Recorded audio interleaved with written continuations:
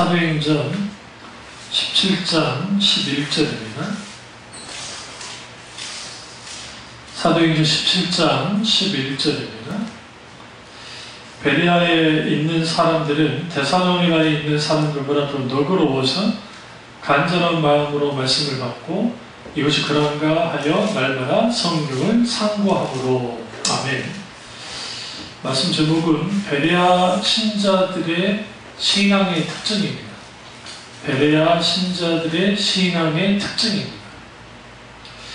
성경에서 우리가 베레아 사람 하면 우리 하도 이단 베레아가 귀신눈 베레아가 판을 쳐서 그렇지 성경에서 아주 좋은 평가를 받는 크리스찬들 중에 그들 중에 하나가 사실 베레아 성도들입니다. 그래서 그 사도 바울이 베레아 사람들을 데살로니가 있는 사람들보다 너그러웠다라고 이제 표현합니다.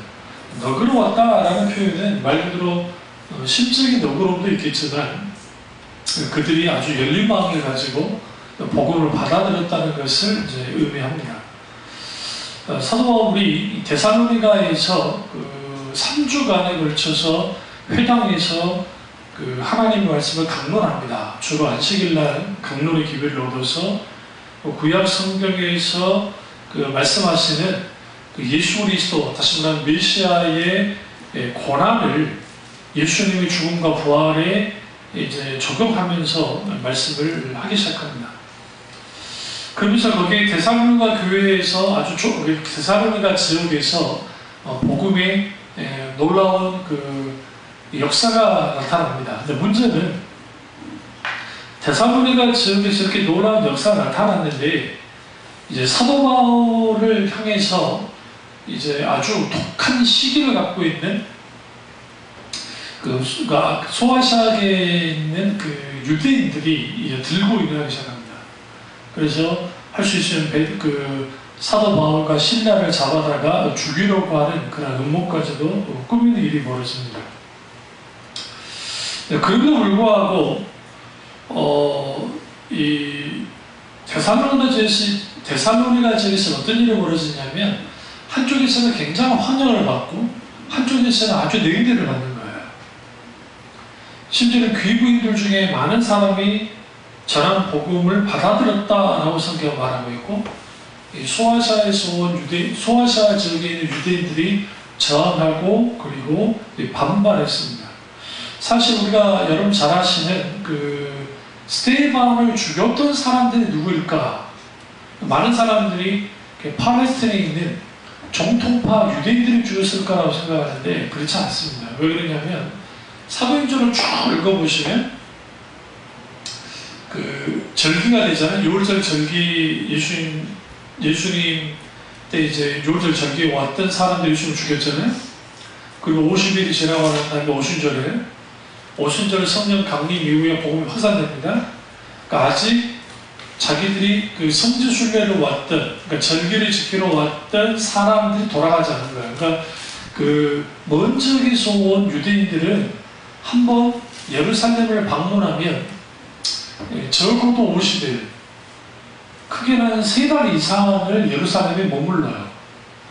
그런 의미에서 예수님이 승천했던 것까지 딱 합해보면, 그러니까 십자가에서 죽으시고, 그 다음에 예수님이 승천하신 게 이제 일어나자면, 43일이죠. 사흘만에 부활하셨으니까.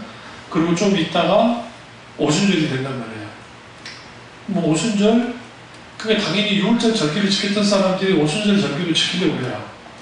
이걸 같이 가지고 간단 말이에요. 그러니까 그들이 머물러 있었고, 그러면 스테반을 죽였던 사람들은 왜 그러면 소아시아에서 왔던 유대인들이라고 볼 수 있냐면 사도 바울이 옷 맡은 자로서 섰기 때문이에요. 사도 바울 출신 자체가 소아시아 사람입니다. 길리기아 다소 출신.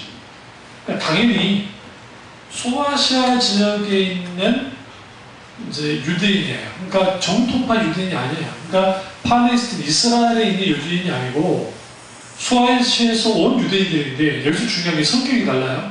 이들이 굉장히 과격해요. 그러니까 우리나라 여러분 생각에 미국에 있는 우리 교민들 있잖아요. 우리 교민들이 물론 이제 젊은 분들은 좀 덜하지만 나이 드신 분들이 아주 보수적이에요. 생각보다 보수적이에요. 미국이라는 나라가 아주 자유롭지만 그 국가를 향한 눈이 아주 보수적인 성격으로 봐요. 놀라운 겁니다. 그러니까 그거는 당연할지도 몰라요. 어떤 면에서는.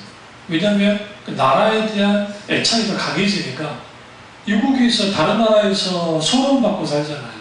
어쨌든 인종차별도 겪고 그러니까 나라에 대한 애착이 커요.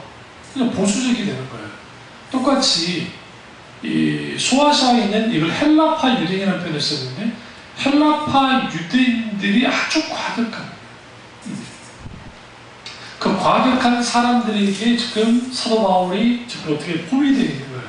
그 상태에서 그 그리스도인들, 그러니까 그 지역에 있는 그리스도인들에 의해서 바울이 이제 피신을 합니다.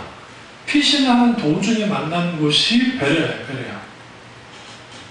베레아는 위치가 어디 있냐면 데살로니가 남서쪽으로 80km 정도 떨어진 곳입니다. 그 정도면 아마 우리 뭐 천안 정도 될까요? 수원 천안? 천안 좀 더 될 것 같고 수원보다 좀 먼 것 같네요. 그러니까 그 정도 거리까지 이제 사도 바울이 이제 움직입니다. 근데 이 도시는 인구는 많았는데 정치적으로 그렇게 비중이 있는 곳이 아니었습니다. 그리고 이 지역에 그 도시가 컸기 때문에 그 유대인들의 회당이 있었습니다. 회당에서 사도 바울이 이제 설교를 하는데 여기에서 그가 예기치 않는 그 반응을 본 거예요. 그러니까 데살로니가 지역에 있는 교인들도 어떻게 말씀 받아들였냐면 사도 바울의 설교를, 그러니까 설교 말씀을 하나님 말씀으로 받아들였다라고 성경에 말하고 있어요. 말씀을 들을 때. 그 얼마나 말씀을 잘 받아들인 겁니까? 그런데 베레아 교인들은 그것보다 한 단계 더 나아가서 그들은 아주 너그러웠고 그리고 간절한 마음으로 말씀을 받았다라고 성경은 말합니다. 예전 성경에는 이렇게 되어 있죠. 신사적이어서라고 표현되어 있어요. 그러니까 신사적이었다.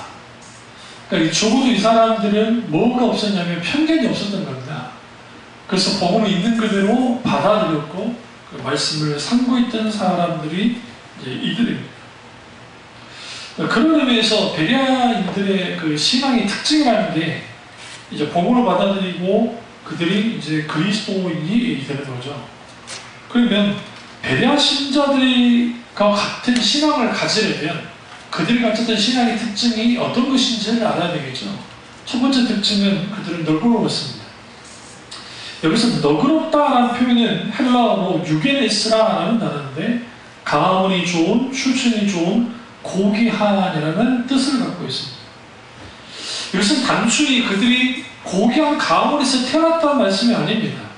물론 실제로 이들 중에 좋은 가문에서 태어난 사람이 있었을 겁니다. 근데 여기서 중요한 건 그게 아니라 그들은 어떤 사람들이냐 진리 앞에서 편견이 없던 사람들입니다.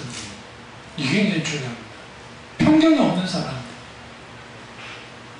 우리가 신앙적인 편견이 내려지지 않으면 절대로 복음을 받아들일 수가 없습니다. 그러니까 이걸 영어로 하면 오픈 마인드라고 그래요. 마음이 열려있는 거죠. 그러면 이들이 살고 있는 지역 베레아라는 곳이 그게 중요한 곳이 못된 이유가 가까이에 있는 마케도니아라는 그 지역이 있어요. 이걸 마케도니아는 누가 떠올라요? 알렉산더 대왕이 떠오르잖아요. 그런 도시고, 그 다음에 데살로니가는 아주 큰 도시입니다. 활발한 도시고, 그리고 그들이 세금도 많이 바쳤기 때문에 로마 제국이 아주 중요시했던 곳 중에 하나예요. 그러나 베레아는 그렇게 주목받는 곳이 아닙니다. 물론 사람이 좀 많이 살긴 했지만. 근데 그들이 아주 너그러웠다는 거예요. 예의가 바르고 품위가 있었다는 거예요. 그러면 그들이 왜 그것이 가능했을까? 물론 그들의 심성이 그럴 수도 있었겠지만 이제 그 복음이 전해졌을 때 그들이 생각하는 게 옳다고 여기는 것만 고집하지 않고 객관적으로 볼 수 있을 만큼 유연했다는 겁니다, 사람들이.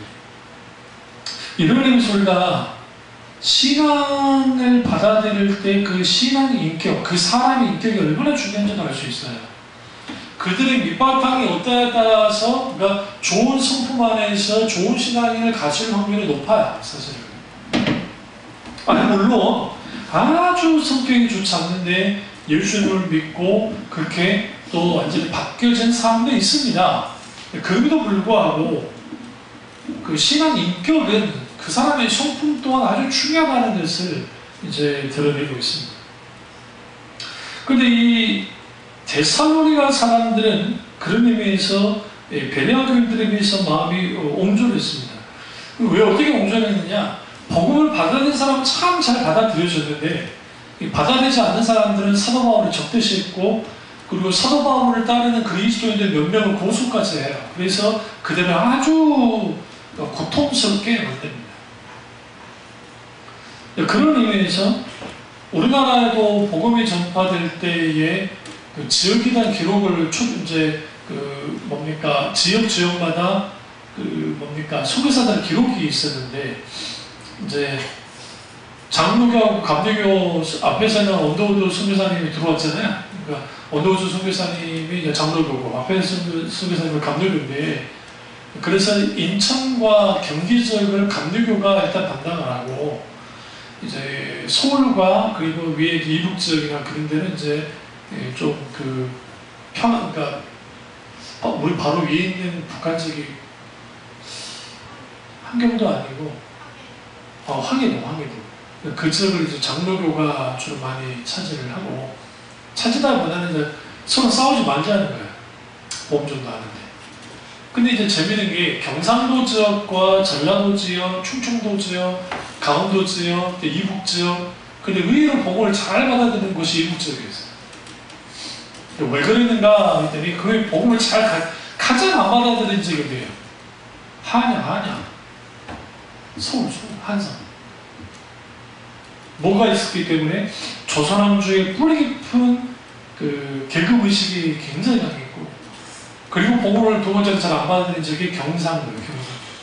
경상도는 왜 그랬냐면, 일단 유교가 강력하게 자리를 잡고 있고, 또 하나는 불교가 깊이 파고들어 있습니다. 그러니까 불국사가 얼마나 대단합니까? 그러니까 지금도 불교가 세가 강한 데가 경상도예요. 그러니까 거기에 복음이 잘 들어가지 못하는. 반면에 전라도가 생각보다 많이 복음을 잘 받아들였어요.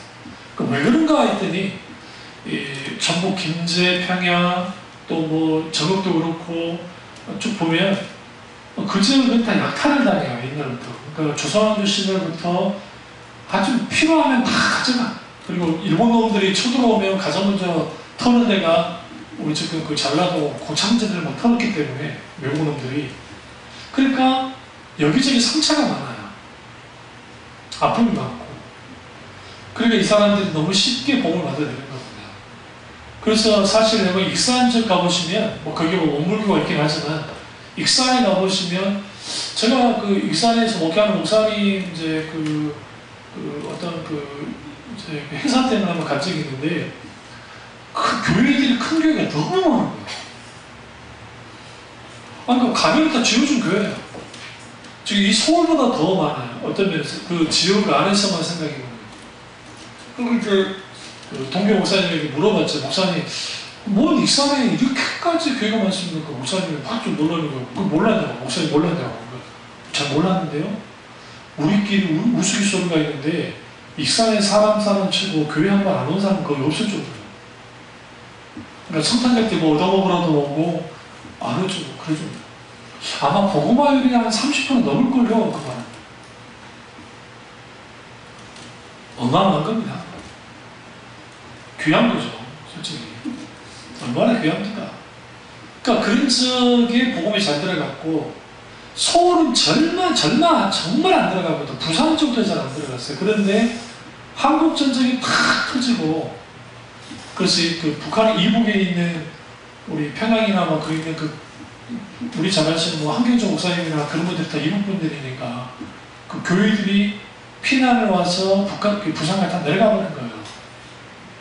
그래서 부산이 생각보다 큰 교회가 많은 이유가 그때 이제 고신측이라든지 그렇게 교회가 자리 잡고 하면서 거기서 이제 부산이 이제 정말 또 교회가 많아진 거고, 전라도 쪽은 선교사들을 보고하면 참 뜨겁다.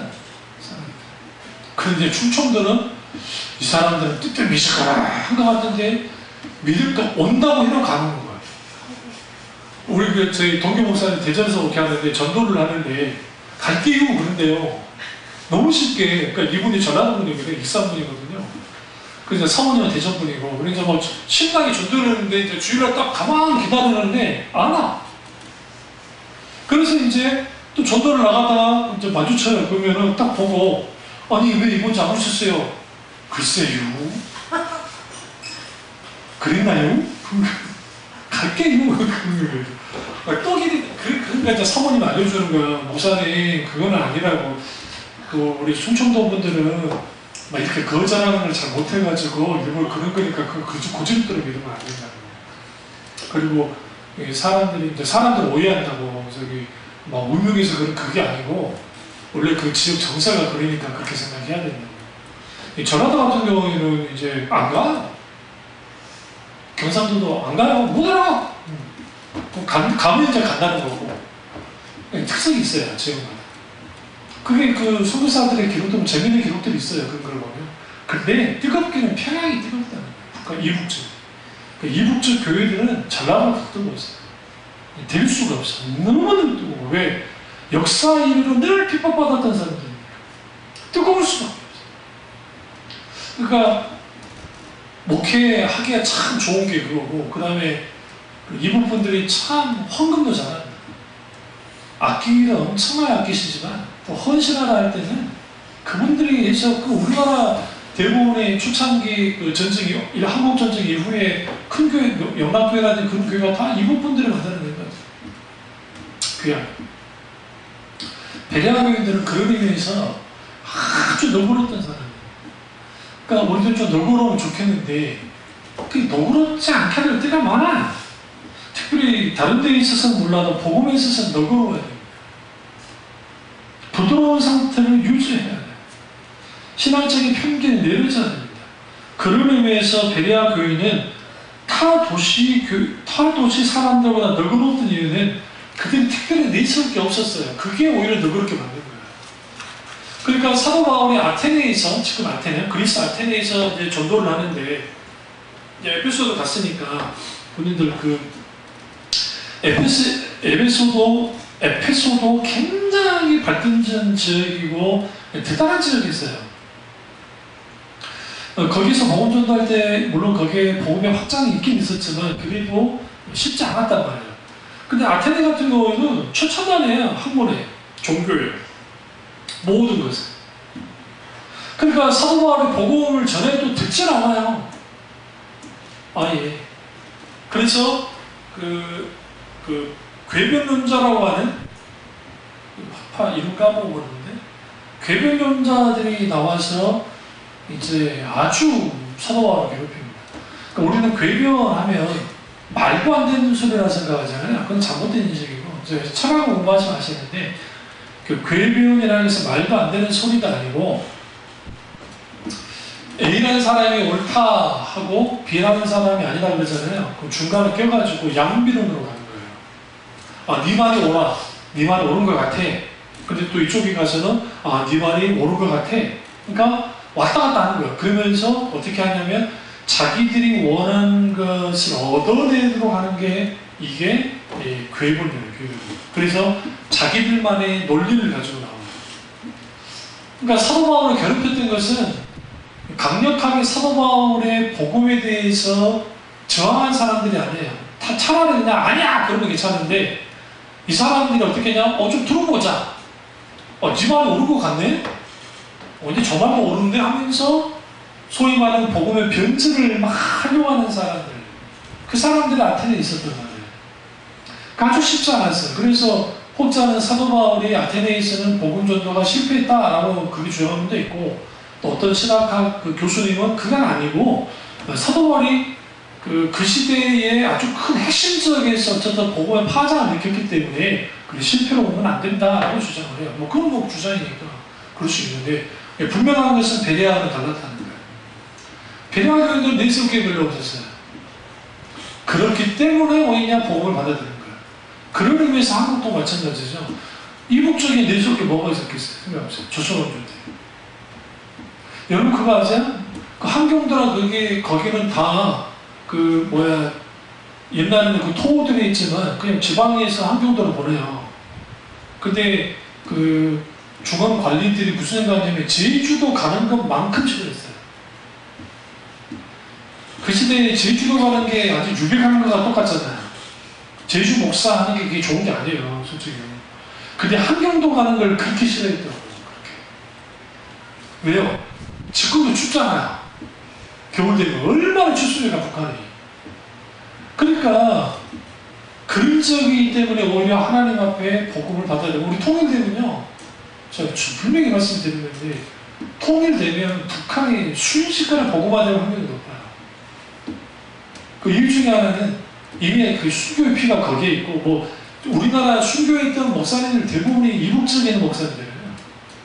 사실. 그런 의미에서 복음화되면 하나님께서 제2의 유업으로서 한국 교회를 다시 살리실 거예요. 그러니까 통일은 단순히 경제적으로만 대박이 아니라 이 나라 이 민족의 복음화를 위해서도 정말 통일이 필요하다. 통일. 그런 의미에서 베레아 교인들은 참 너그러움 속에서 복을 받아들였던 이 사람들은 정말 복 받았어요. 두 번째로 베레아 교인들의 특징은 간절한 마음으로 받아들였습니다. 여기서 간절한 마음으로 말씀을 받고라는 이 간절한 마음은 헬라어로 파세스 프로디미아스라는 단어예요. 근데 열심히 자신에서 준비되라는 뜻입니다. 이 말은 무슨 말이냐면 준비된 마음으로 그들이 할 수 있는 모든 열심을 다해 말씀을 받아들였다. 그것도 어떻게 해요? 자진해서. 이게 중요합니다. 아주 열심히 잘 준비된 마음으로 받아들인 거예요. 그래서 여러분 우리 한국교회가 한국교회가 다른 나라와 복음화가 완전 다른 이유가 다른 나라는 먼저 선교사가 들어오고 난 다음에 복음이 전파돼요. 이게 통상적인 일반적이에요. 그러니까 일본도 키르기스탄 기독교인들이 있게 된 배경은 선교사들이 가서 그렇게 된 거예요. 근데 한국은 완전 성격이 다른 게 이미 한국 교회 안에 뭐가 있었어요? 그리스도인들이 있었어요.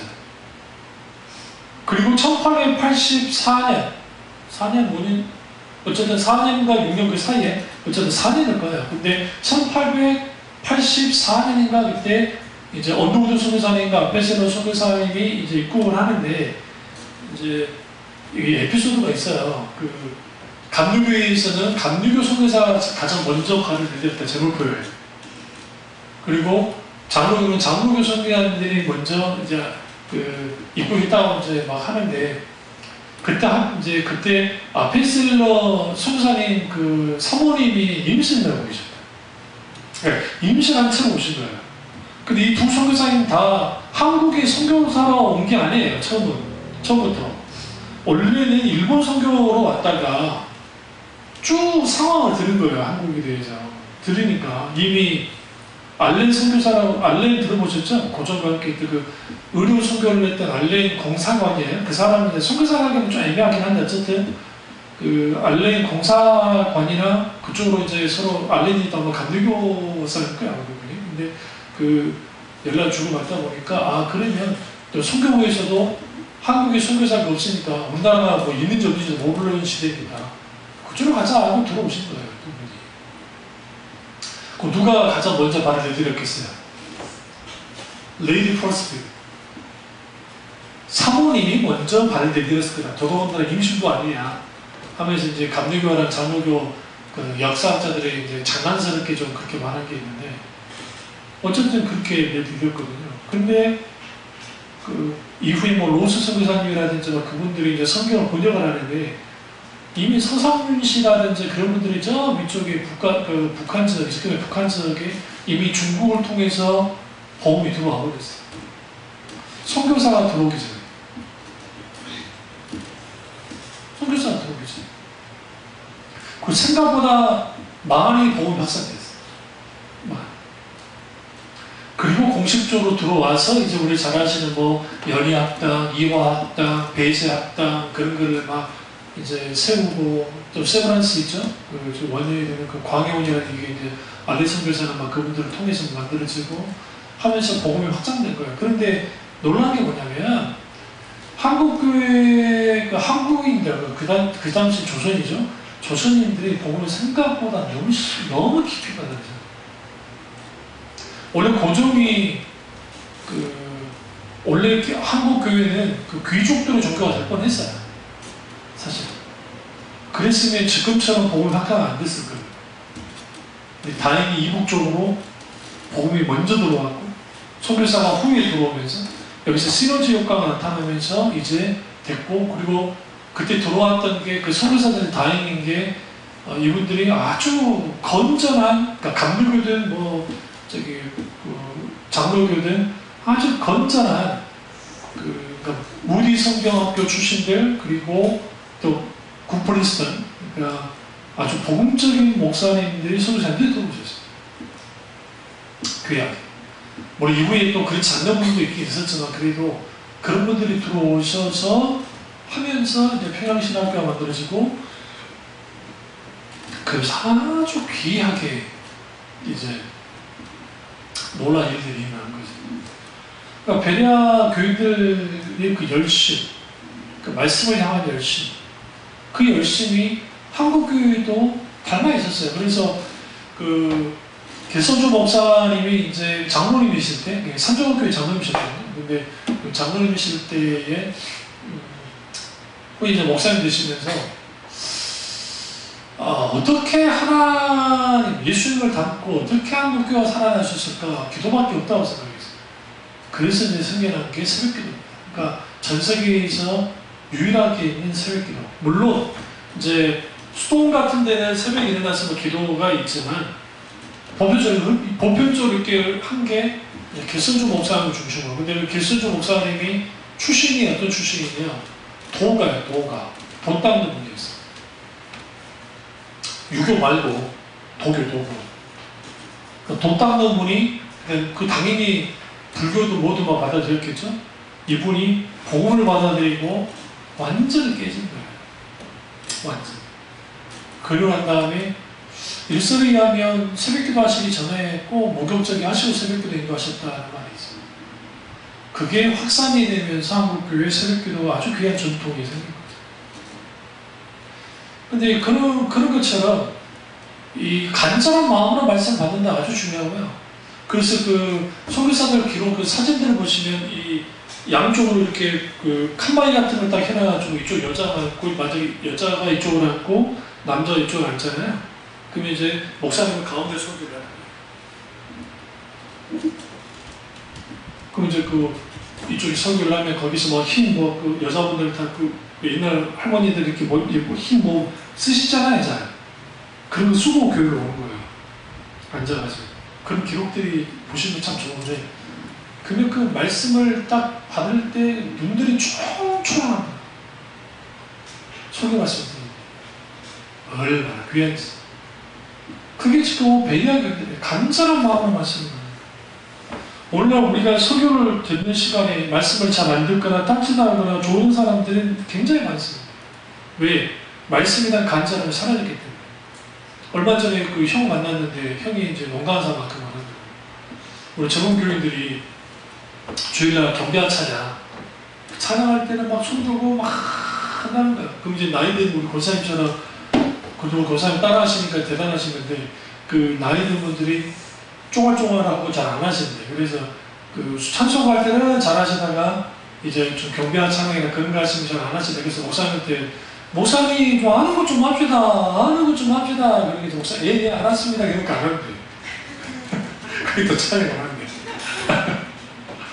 그러면 이제 물론 찬송은 하시니까 근데 이제 그렇게 하면은 젊은 교인들이 눈이 초롱초롱하고 찬양을 막 그렇게 따라하고 설교할 때는 졸고요. 근데 이런 현상이요, 소위 선교단체에서 비일비재하게 일어나는 거예요.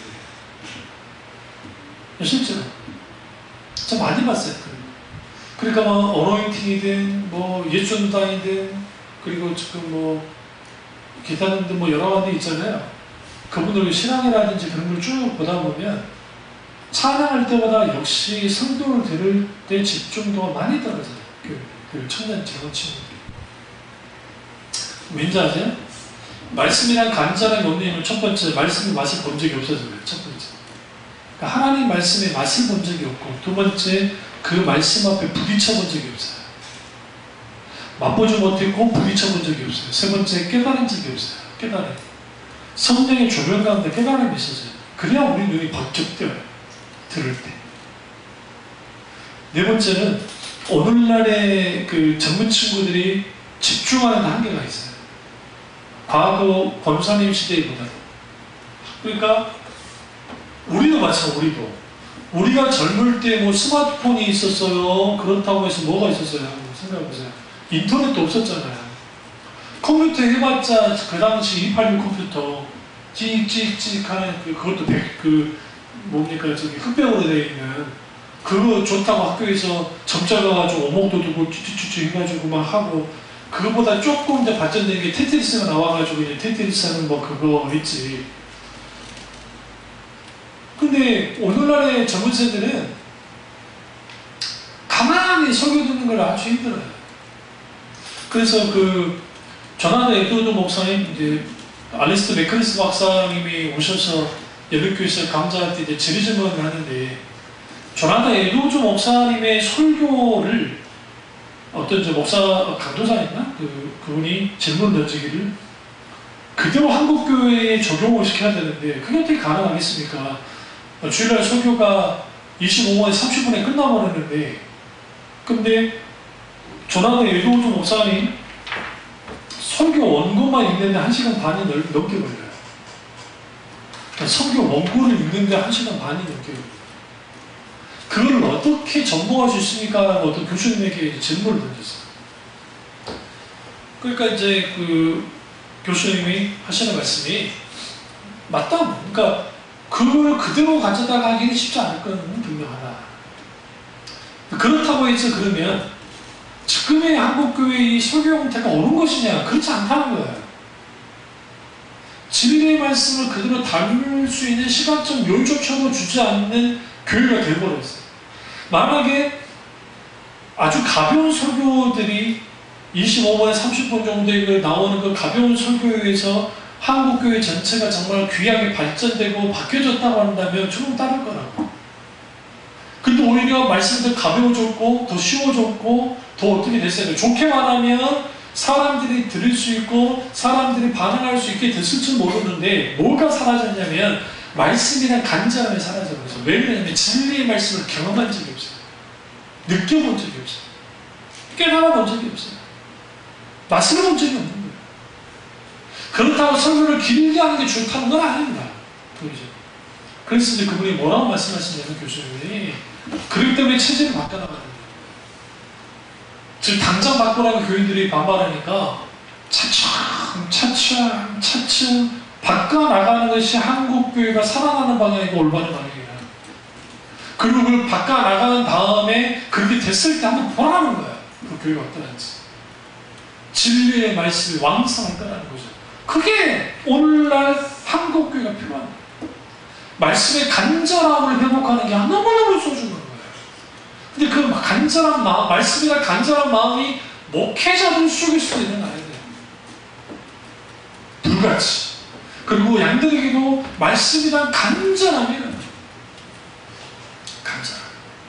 베레아 교인들은 말씀에 대해서 아주 간절했어요. 그래서 우리가 말씀을 들을 때 어떤 태도를 가져야 되느냐? 주여 말씀하시옵소서, 종이 듣겠습니다 라고 하는 그런 태도를 가져야 됩니다. 그리고 여러분, 말씀을 들을 때 우리가 오해하지 말아야 될 것은 어떤 설교를 들었는데 그 설교가 내 마음에 들어, 꼭 들어. 그러니까 꼭 들었으니까 내가 정말 아멘 받아들였어요. 그러니까 은혜 받은 겁니까? 그걸로 그 은혜 받은 거죠. 그러나 하나님의 말씀은 우리 마음에 꼭 드는 게 아니에요. 그러니까 설교에 대한, 그러니까 지금 이 사도 바울의 설교의 핵심의 내용은 뭐예요? 예수 그리스도의 십자가의 복음이에요. 베레아 지역 자체가 소아시아에 있고 그들은 그리스 문화 안에 있는 사람들이에요. 헬라 문화 안에. 다신교 체계 안에 있던 사람들이에요. 근데 그들에게 하나님의 말씀이 선포됐고 십자가 복음이 선포됐어요. 근데 그들이 간절한 마음으로 말씀 받았대요. 그리고 진짜 그런지를 그들이 뭐였다고요? 상고, 묵상했다. 티를 하나씩 골라내듯이 골라냈다. 근데 그들이 간절한 마음으로, 왜 간절한 마음으로 받아들이게 됐었냐면 사도 바울의 선포되는 말씀이 그들에게 걸림이 된다 할지라도, 스칸달리조마이, 말씀이 걸려 넘어진 요소가 있다 할지라도 그 말씀을 받아들여야 돼요. 사실 오늘날 교인들이 헌금 설교를 막 하면 걸려 넘어진 사람들 많잖아요. 응? 헌금 설교 들어가지고 그때마다 헌금 설교 듣고 걸려 넘어지고 하는데 정작 십자가에 보고 하나님의 길을 위해 신앙의 본질이라는 설교를 듣고 자기 뜻과 자기 계획과 자기 야망과 자기 의지와 자기 의와 이런 것들을 깨뜨리고 하나님 주제의 사명을 전하라고 할 때, 자기를 보내 자기 십자가를 지나가는 설교를 들을 때 많은 사람들이 그에 대해서 싫어하고 저항하고 그걸 넘어진단 말이에요. 다시 말하면 예수를 하나님의 말씀을 통과하지 않고서는, 그 말씀을 통과하지 않고서는 진정한 참된 그리스도인이 될 수가 없어요. 그러니까 복 받습니다, 잘 됩니다, 가능성이 있습니다, 좋은 것입니다, 그런 소리 자체가 나쁘다는 게 아니에요. 아니 사람들에게 힘주고 용기 주는 게 뭐가 잘못된 겁니까 사실. 근데 여기서 뭘 빼는 게 문제가 되냐면, 그러나 정작 모든 사람들의 관심이 어디를 향해요? 오늘 우리의 일상적인 삶과 일상에서 일어나는 모든 것을 가지고 있는 거예요. 하나님의 나라는 언제 간데 없고, 하나님 나라는 언제 간데 없고, 하나님 우주가 있어서 언제 간데 없고, 오직 세상에 주는 그런 복, 물질, 성공, 그런 것들.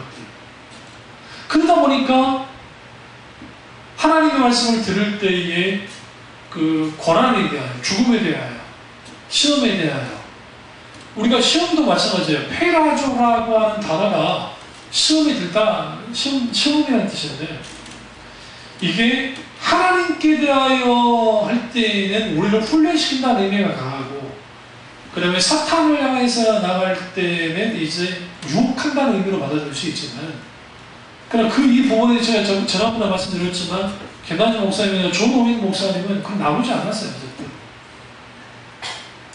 왜 나오지 않았냐면, 설사 인간이 하나님이 주시는 시험, 테스트라고 하는 시험을 받는다 할지라도 그 사람이 욕심에 넘어가 버리면 그 성격이 마치 유혹받게 된 것처럼 돼요. 시험이. 그러니까 한국교회가 과거에 그런 일이 있었지만 딱 시험을 들잖아요. 그러면 이 신앙이고 뭐고 다 깨부셔. 그래서 과거 정가화 목사님은 은퇴하셨지만, 정가화 목사님이 주창에 있던 게 신앙은 감정이다. 여기서 신앙 감정론, 조나단 에드워드의 신앙 감정론을 말하는 것이 아니라 신앙은 감정에서 나오된다. 근데 사실 실상 한국교회 교인들이 상당수가 감정적인 신앙생활을 갖고 있어요. 그래서 마음이 틀어지면, 성질이 틀어지면, 세상 말로 시험에 들면 그 진리의 말씀이라도 어떤 말씀이라 받아들이지 않아요. 받아들이지 않아요. 물론 어떤 건 그게 자연스러운 것일지도 몰라. 인간이기 때문에. 감정적인 동물이고 인간이. 근데 왜 한국교회가 이렇게까지 분열을 하고, 여러분 장로교회가 수백 개요. 말도 안 되는 장로교회도 있어요. 뭐 지기들끼리 몇 명 모여가지고 장로교회 이런 거. 저는 뭐 합동주 목사님이다만. 그러니까 그 분열과 그런 게 뭐냐면 감정적인 게 때문에 많고, 그래서 아주 저게 감정적이니까 설교도 감정적으로 가는 거예요. 그래서 감정광이에요. 설교도. 그리고 그 감정 터치를 잘하는 목사님들의 교회들이 다 커졌어요. 사실. 그게 과거에 된 지금입니다. 정말. 아주 세련되게 감정 터치하는 분들이 있고, 아니면 좀 투박하지만 아주 강력한 카리스마를 가지고 감정 터치해서 교회가 커진 분들도 계시고, 결국은 들여다보면 대부분의 설교가 어떻게 향했느냐? 감정이 아니에요, 감정. 그래서 거기에는 꼭 묻어나는 게 소위 말하는 간증들이에요. 그래서 여러 이런 간증들이 막 나오면서 거기에서 확대 재생산되어 주면서 그렇게 됐다고 합니다. 정작 진리의 말씀 앞에 무릎 꿇어보고 그 말씀이 너무 벅차올라서 때로는 그 말씀 때문에 회개하고 돌이키고 그 소파되는 말씀과 기록된 말씀 때문에 부닥친 바에 대해서 그 하나님이 주신 그 부담감 때문에 어찌할 줄 몰라 하는 초대 한국교회에 있었던 이런 말씀의 놀라운 역사들이 오늘날 한국교회에 많이 사라지는 이유는 뭐냐면 말씀에 대한 간절함이 없어요. 설교하는 목사도 말씀에 대한 간절함이 약해졌고 설교를 듣는 교인도 말씀에 대한 간절함이 약하다는 거예요. 그게 오늘 저를 향할 수도 있고 여러분을 향할 수도 있어요. 여러분을 문제일 수도 있고 제 문제일 수도 있다는 거죠.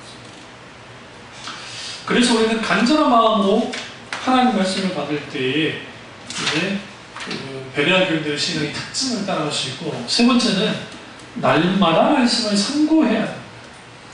이 상고하다는 헬라어 단어는 아나크리노라는 단어인데 그 뜻은 자세히 골라내다, 책을 쳐서 가려내다, 탐색하다, 조사하다라는 뜻을 갖고 있습니다.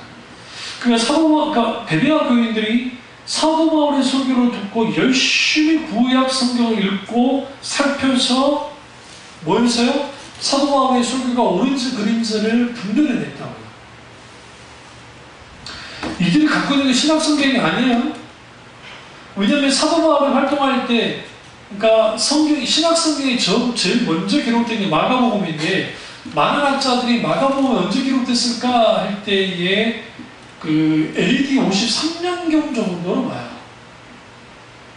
AD 53년경.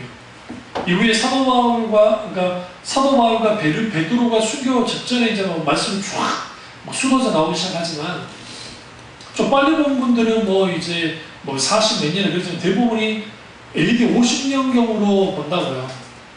그럼 예수님이 십자가 못 박아 돌아가시고 승천하신 다음에 17년이 지나고 난 다음에 성경이 기록돼요. 마가복음이. 그러면 사도 바울이 이제 이때 활동을 막 할 때이니까 하고는 있지만, 오늘날처럼 인쇄술이 발전해가지고 이렇게 막 인쇄해가지고 성경을 갖다 배포해버리면 그거야 되겠지만, 이때는 그게 아니라 일일이 양피지에 있다가 필사를 해야 된단 말이에요. 한계가 있어요, 한계가. 그래서 사도 바울이 베베에게 서신을 보내잖아요.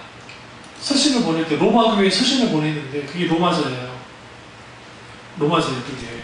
베베가 여자 교인이라 했잖아요. 근데 그때 사도 바울이 그 서신에다가 로마서에 로마 서신을 막 써가지고 보낼 때 베베가 거기까지 가서 펼쳤죠. 이게 이제 로마서라는 말씀인데 이게 얼마나 귀한 건데요. 그러니까 쉽지 않았단 말이에요. 갖고 있다는 게. 그리고 정경이 된 거는, 신약이 정경이 된 것은 니케아 종교회의, 그러니까 AD 300년이 지나고 난 다음에 비로소 신약 정경이 나오는 거예요. 그러니까 막바로 정경이 막 확정되고 그러지 않아요. 그리고 구약은 양리아 회의 때 라피들의 모임을 통해서 이제 거기도 비슷하게 정경이, 그러니까 신약과 구약이 거의 비슷한 시기에 정경화돼요. 물론 좀 빠르긴 하지만 구약이. 근데 이제 그런 것처럼 이들이 지금 읽고 있는 것은 주로 필사된 이렇게 생각해요. 파편으로 되어 있는 성경입니다.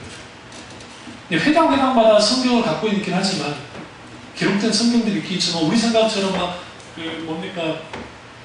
이렇게 한 권으로 성경을 할 수도 없으니까, 양피지 두루마리 있다가, 보관을 해요. 그러니까 이제 회당을 가보시면, 지금도 그러고 있는데, 지금도 이제 이스라엘 회당에서, 두루마리 성경을 보관하는 장소가 따로 있어요, 회당에. 그럼 거기서 빼가지고 이렇게 강대상이 있으면 그 앞에서 딱 펼치면서 읽어요. 예수님이 똑같이 그렇게 하셨잖아요. 생각해보시면 예수님이 회당에 나사렛 회당에 뭐 회당이든 다른 회당이든 딱 서가지고 두루마리를 펼치셨다. 펼쳤다. 이거는 펴잖아. 펼쳤다는 말에는 두루마리를 펼친 거야. 펼치면서 이거죠. 이들은 적어도 지금 이 말씀을 그란과 상고했다는 것은 그들이 구약 성경을 갖고 있던 것 같아요. 근데 구약 성경을 갖고 있다는 게 전체를 가지고 몇천지는 몰라. 이게 돈이 어마어마하게 들어요. 어쨌든 그란과 하고 상고했던 사람들을 배려하고 있다. 그런 의미에서 우리 말씀을 날마다 상고해야 됩니다. 맹목적인 신앙을 가졌던 사람들이 안 해요.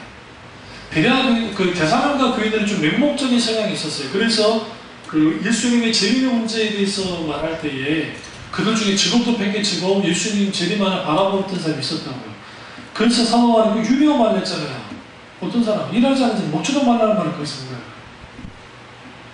주님이 오시는 날이 가깝다고 하는 자들이 있다고 들었다 하면서 아주 붕괴해요.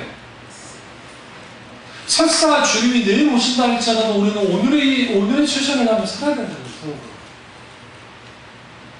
그러면서 데살로니가 교인들은 하나님의 말씀, 설교 말씀을 하나님의 말씀처럼 받아들였던 사람이긴 하지만 그들이 맹목적으로 좀 왜곡된 신앙 형태를 가졌다고 하면 베레아 교인들은 그렇지 않았다고 해요. 그들은 상고했어요. 그런 자가 이제 분별했던 거죠. 그런 의미에서 결국 그들의 결론은 뭐였어요? 예수 그리스도가 메시아라는 것을 받아들인 거예요. 만약에 그게 잘 않았다고 한다면 사도 바울은 절대로 이들에게 좋은 평가를 하지 않았을까. 그래서 우리가 어떤 사람이 하나님 말씀을 받는 태도를 보면 그 사람이 어떤 사람인지가 알 수 있는데 무관심하면서 말씀을 듣는 사람, 그러니까 무관심해요. 반대하게 꽃들을 잡기 위해서 듣는 사람이 있고 자기 기준으로 받아들이는 사람도 있고 믿기 위해 듣는 사람이 있단 말이에요. 그런 의미에서 우리는 분명히 뭘 알아야 되냐면 하나님 말씀을 그대로 있는 그대로 들을 수 있어야 돼요. 그러니까 같은 설교를 들어도 다르게 받아들이는 사람들, 이게 참 재밌는 건데요. 뭐가 안 되는지 그러냐면 자기가 유리한 데에 있었겠어요. 유리한 데. 또 반대의 경우도 있어요. 목사님 설교는 그 설교가 아닌데 자기에게 불리하게 받아들이는 거예요. 나를 치는구나. 나를 이렇게 하는구나. 막 그렇게 받아들이는 사람이 있어요. 이 둘 총태, 이 둘 가가 잘못된 하나님 말씀이 있는 그대로 들어야 돼요. 그리고 무슨 기도해야 되냐면 강단에 선포되는 목사님의 설교를 왜곡되지 않게 듣게 해달라고 기도하세요. 분별하게 해달라고 상고하면서 목사 설교가 100% 올 수가 없습니다. 인간이기 때문에. 그렇기 때문에 반드시 뭐였냐 하나님의 기록된 66권의 하나님의 말씀으로 분별해요. 이를 통해서 베레아 교인들처럼 정말 사랑의 믿음, 칭찬받는 믿음, 정말 너그럽고 간절하고 그리고 상고하는 믿음, 그런 믿음을 갖는 저와 여러분 되시기를 주님의 이름으로 축원합니다. 기도하겠습니다. 기도하실 때 오늘 말씀, 양의 말씀